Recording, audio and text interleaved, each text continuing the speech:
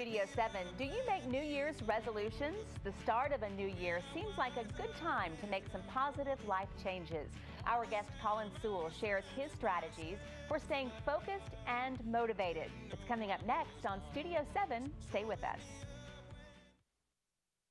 Welcome back to Studio 7. Statistics show that 45% of Americans make a New Year's resolution, but only 8% of us actually keep them. Today we are rethinking the way we view this traditional pledge to make positive life changes, and our guest is Collin Sewell. Collin, thanks for being here. Thank you. Okay, full disclosure, our families are good friends. His wife is one of my besties, and it's really created some opportunities for us to have the best conversations around a dinner table, and we kind of wanted to invite you into that conversation today. Sure. And you have sort of an idea about resolutions, why they work, and how we should reframe that. Well, I think all of us have set New Year's resolutions, and usually, you know, by the 5th of January, some of us have already busted those, and maybe by the 2nd. But, you make it to the 5th? Yeah, exactly. That's good. Which I think would make us a record holder in a lot of cases. But I don't know what I've learned, one of the tough things for me was that everybody sets New Year's resolutions, based upon their problems. And so that means every morning they're getting up focusing on something that frustrates them. And then number two, we spend all this time thinking we're setting long-term goals called a year instead of thinking about something we want to accomplish in 5 or 10 years and looking at that one change as just part of a really long-term process. Right. And so it's kind of like choosing a diet versus healthy living. And so a lot of us set diet goals of how much weight we want to lose. Well, that's frustrating. Instead of looking at it, no, I want to make healthy choices. Exactly. So sometimes it's not what we should delete from our diet. Sometimes it's what we ought to add into it. And so for me, it's just about making positive resolutions in a lot of ways. Well, we talked about sort of, struggling with eating healthier, and it's not just so that you can, look good in a swimsuit in June. Right. It's so that you can be 60 and still be able to walk up a flight of stairs, yeah, right? That's right. Absolutely. I mean, one of the things that I've said long term was really one of my goals is that I want to be able to ride horses with my great-grandchildren. So that word picture says a lot about what I have to do in order to make that a reality. I mean, so if I'm 80 and still able to get on a horse and spend time with my great-grandchildren, there's a lot that goes into that one picture. I mean, the very fact that I would have great-grandchildren, which means that we'd have a good enough relationship with our kids and grandkids. Right, that's so and true. The fact that I've made positive health choices as far as exercise, physical exercise, mental growth, spiritual growth.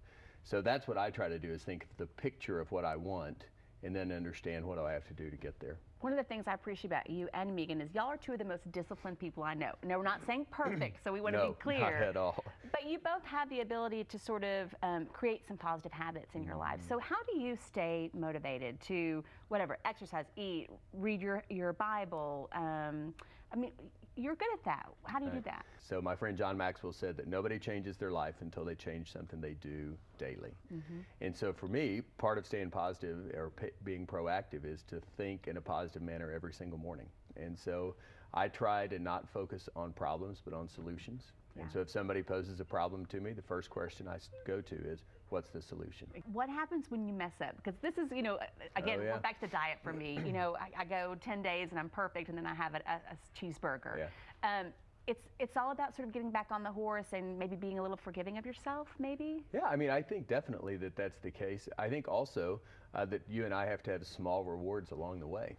And so maybe the reward is a splurge meal every 10 days, right? If you've been really disciplined, so you set those little mini goals that go along the way.